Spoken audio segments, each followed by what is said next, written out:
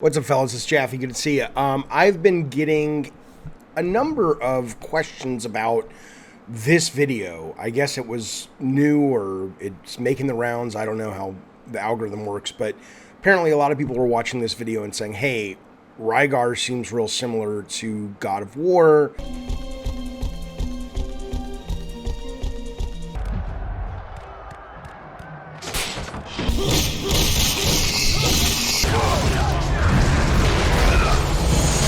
Were you guys influenced by it? Did you rip it off? What's going on with this, Jaffe? So I wanted to make a quick video and talk about it. So I have often cited the inspirations for God of War. Onimusha from Capcom is a huge inspiration. I remember looking at it and going, let's do this kind of game, but with Greek mythology instead of Japanese mythology. Eco, another wonderful inspiration in terms of camera and puzzles. Of course, Devil May Cry in terms of not combat, but the sense of power and adventure that you got from that game. And then obviously the stuff I grew up with, stuff like Clash of the Titans, Atari's Adventure, Raiders of the Lost Ark, all of these things were really the influences, right? But I had heard of RYGAR, and I had played RYGAR, and when I first heard of RYGAR, it scared the ever-loving shit out of me. Now, not the original RYGAR, because I was a teenager or whatever when that was in the arcades and stuff. That's never occurred to me to even... There was a similarity for obvious reasons.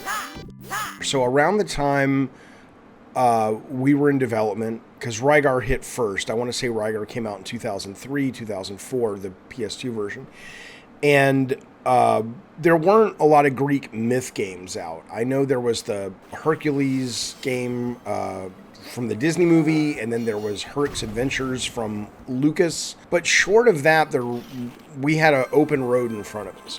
And, you know, I mean, it really is, you know, it's not all about the execution. It's, to me, the sweet spot is a really cool, compelling, easy to understand and pitch idea, not just pitched to studios, but pitched to the consumer, that's commercial and compelling along with brilliant execution, right? And so, obviously, the execution is going to matter more, but you still want to be able to have that initial, oh, I haven't seen a game like that, or, oh, I know what that is, but it's twisted and different enough from the norm that it's caused me to perk up my ears, you know?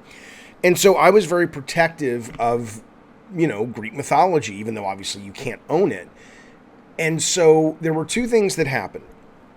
The first one, and I don't even know if this was the game, but the first time we heard about something similar, and this always happens in any creative endeavor, certainly it's happened in games, but there was a game we heard about. I want to say it was a game from Acclaim, and it was PS2 and Xbox, and it was going to be based on Jason and the Argonauts. And I was like, oh, fuck, because I remember reading on IGN, the creators of it were talking about, you know, Harryhausen and Clash of the Titans. I'm like, oh, shit, they're going to get there first, and god damn it.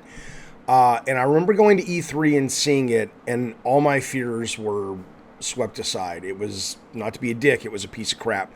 I don't know if that game became this game that did ultimately ship, I think in 2008, a few years after God of War, but I don't think so, because even though Rise of the Argonauts is looked back on, you know, as like a non-event, I'm almost certain the Acclaim game was canceled because it was at E3. It was just a disaster. I think it was Acclaim, but it was terrible. But the other one was RYGAR, and you know that is coming from, I think it was Tecmo, right? Who makes great games. And I was like, oh fuck, oh fuck, oh fuck. So I didn't see that at E3. I don't know if that was ever at E3 or whatever, but I got a copy of it, and I played it to the end, and I was immediately not worried.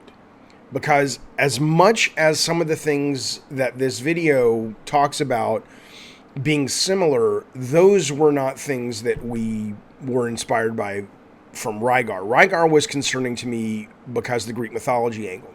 But if you look at some of the footage right here, short of one or two, I mean, obviously the backgrounds are Greek mythish, and the story is apparently takes place in the Greek myths. There's a character named Icarus and all that stuff.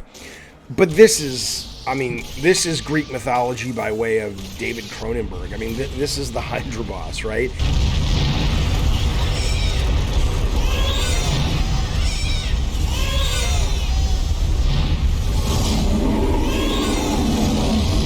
And half the time you're fighting caterpillars. It's like it's very Japanese anime with a sprinkle of Greek mythology. And I was like, okay, this is not what we're doing at all, right?